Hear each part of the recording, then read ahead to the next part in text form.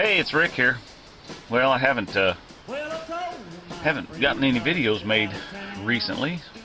Been kind of busy and all this COVID crap going on. So anyway, I've got a sump pump issue over here at one of my rental properties. So I looked at it a month or so ago and the pump was locked up, so I replaced the pump.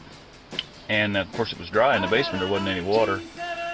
So we had some rain and came over here and checked it just to make sure it was working, and it's pumping alright, but the line or the hose coming off the sump pump that goes up and out has got about 1,000 little pinholes in it, and so it sprays water all over the wall, which bounces back on the pump motor, and because it's not a submersible pump. So anyway, what I thought we would do today is I'm going to come over here and kind of show you what's going on, and then we'll see if we can do a fix to it. So anyway, show you more. Okay, so what we got is the sump pump pit, and then the line goes up and out. And whenever the pump comes on, you're going to see water spray out over here. So see, all that water sprays on the wall and then comes back and sprays on this. So we're going to detach that line and put in this new line. So anyway, show you more.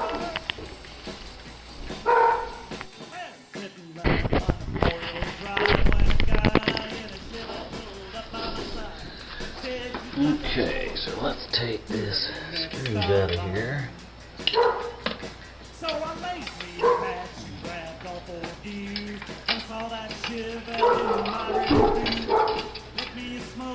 Sounds like somebody ain't happy up there. That dog knows I'm down here in the basement.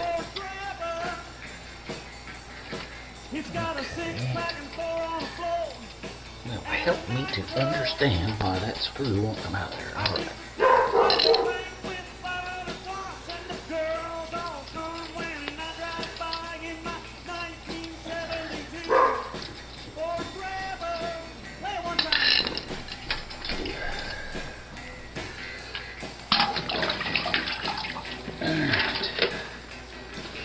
Now, what we're going to do is take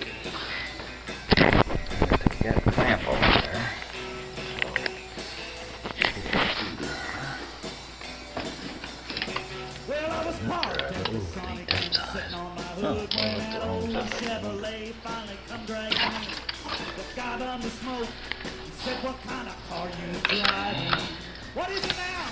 And that's a check valve right down on the bottom of that. Of course, you can't really see it. That's a check valve. Keep water in the back. So let me pull that off of there and set you down. You're going to be able to see all this. We're going to get some water out of this when this comes off. Most likely. Yeah.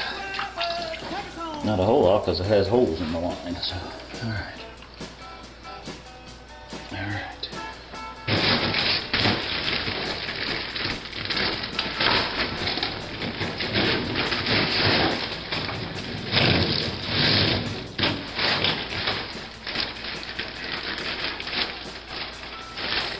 You get all kinds of little goodies that comes with it.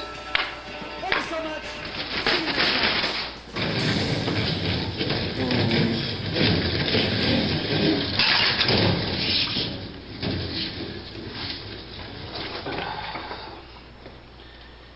Take that clamp off there.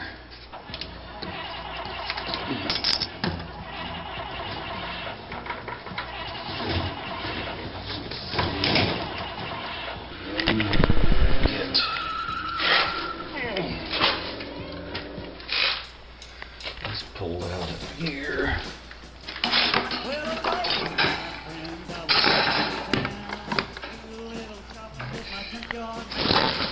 course, that is going to be foamed in there. So let's go see if the outside here.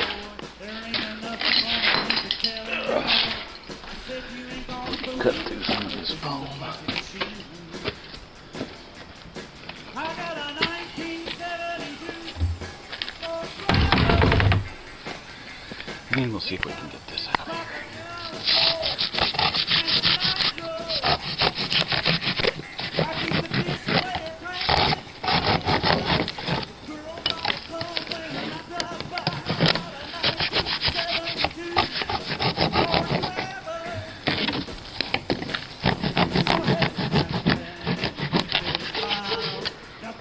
Alright, she'll pull back through now. Okay. Go back down here in the dungeon. That's some nice spider webs there. Alright. Now we should be able to pull this out of there.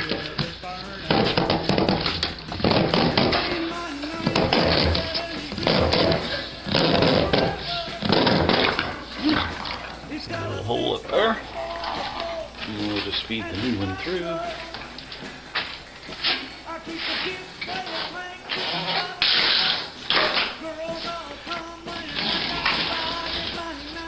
Come away.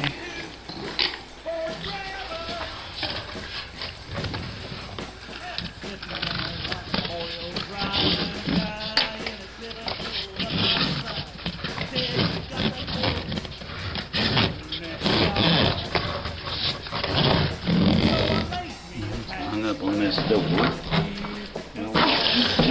Break. There we go.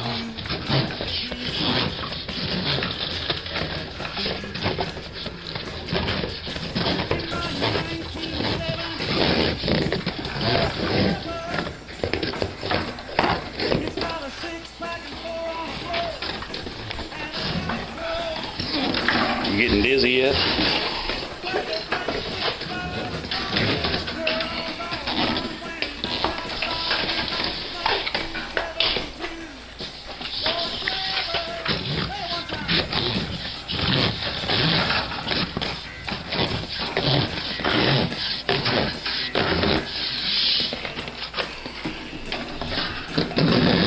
Okay.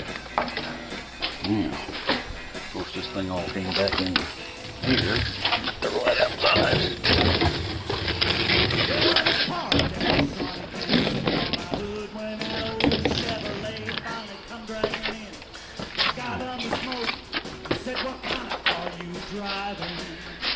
Okay, let's see if we can get this hooked up.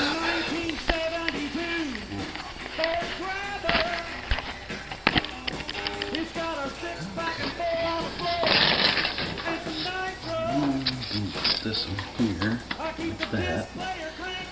A puny looking little hose pump.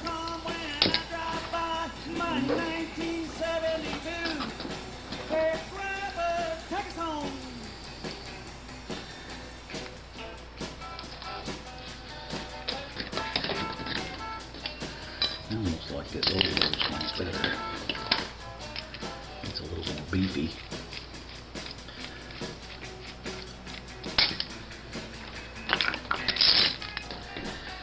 And I didn't bring my tripod with me, so I don't know if you can even see or not. See you next time.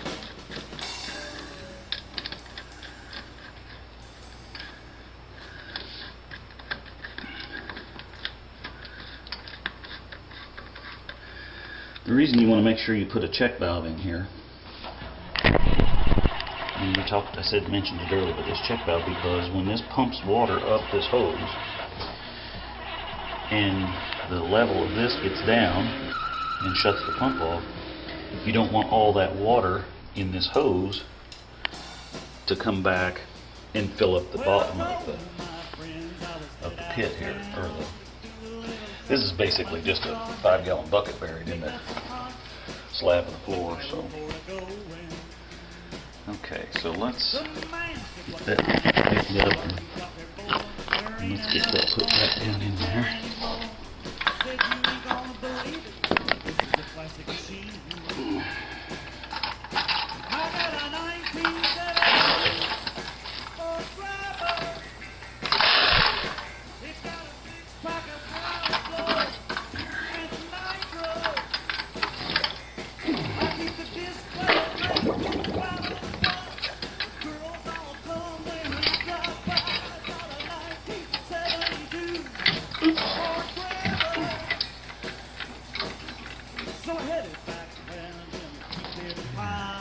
still figure out where the screw opens are.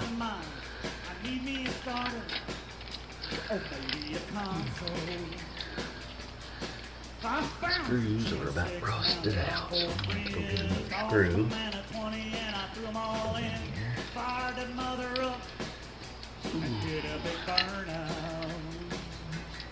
In my 1972 Ford Grabber, it's got a 6-pack and 4 on the floor. One more screw over here.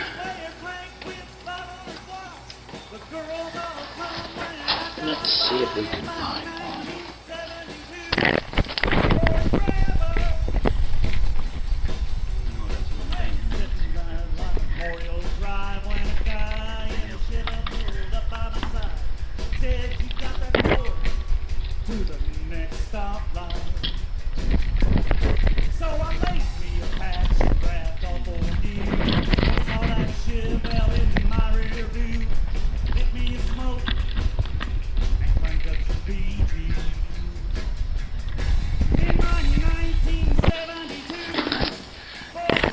Back down.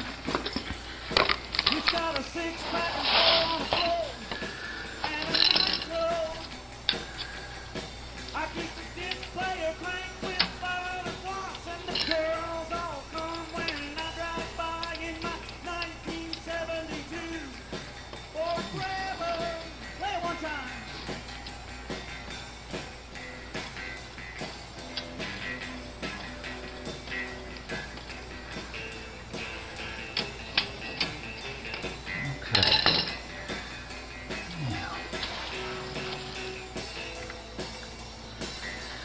Let's see if this works. So the idea is when the water level gets up in this bucket, kick on like that.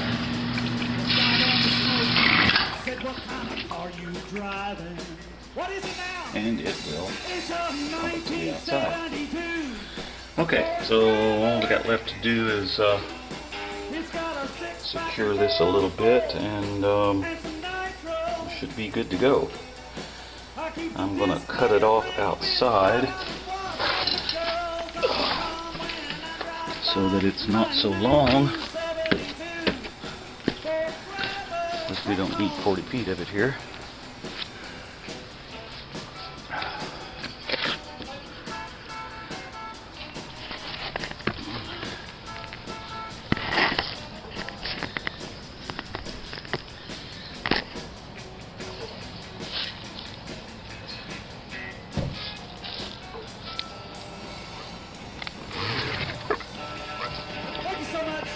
See you next time.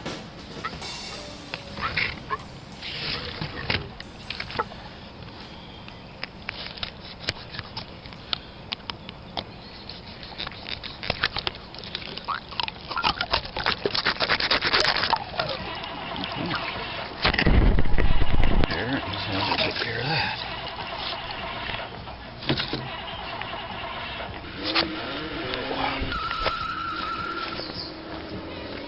Alright, show you more. Okay, well I wanted to take a little spray foam here. Great stuff with this nice gun and all that good stuff. Alright, we're going to foam this back up.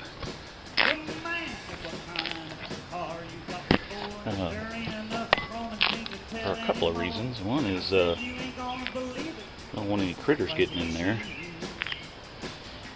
Now when that dries, I'll come back over and trim that off. I'm just going to be working next door. So anyway, yeah, the main goal is to seal that up, but this also will act as a mount for that pipe. So in other words, that pipe is not going to want to slip in and out of that hole. And this thing here is not exactly doing what I wanted it to do. I'll give me another brick here. And lots of bricks. I don't really want the water to get on the wood there, because I already need to get over here and paint it. So if I do that, that ought to hold that. And should make it work. Alright, so let's get on to the next thing. This is a day full of all kinds of stuff. I've got more stuff to do today than I can get done. And I think I'd rather be playing golf. But anyway. Okay, I'll show you more.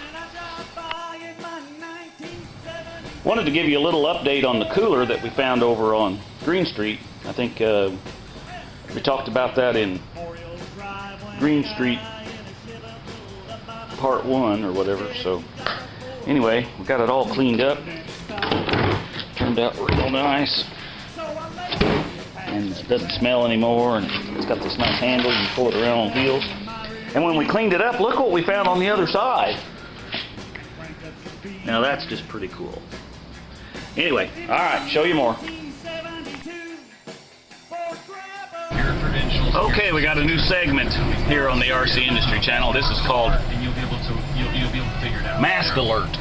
So we're gonna see if we can find people not wearing their masks, since it's mandated now in the state of Indiana.